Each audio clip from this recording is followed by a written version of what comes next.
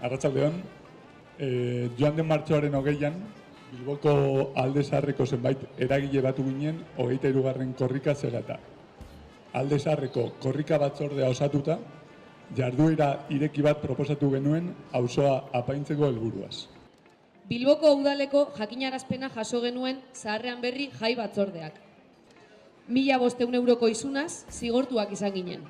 Bilboko Alde Zaharreko eragileok lanean jarraituko dugu kaleak berreskuratzeko.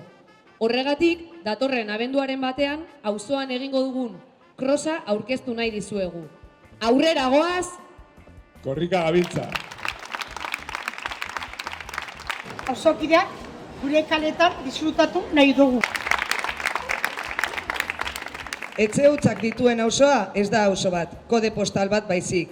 Eraiki dezagun auzo bat non etxeak bizitzeko diren, ez espekulatzeko. Auzoko ume eta gazteok ez daukagu ikasteko eta jolasteko toki duin. Gure auzoan hasi nahi dugu.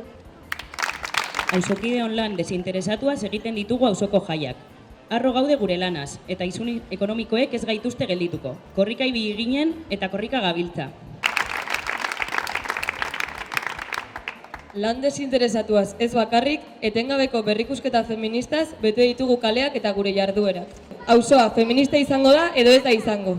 Jatorria, kolorea, adina edo kultura edo zindelarik ere, denok dugu tokia gure auzoan. Auzokideok egiten dugu auzoa.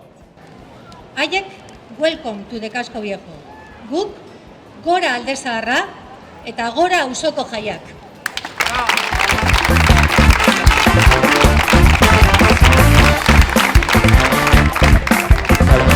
Ni eskiotatzeatik, abenduak batean ikusiko dugu elkar, korrika gabiltza!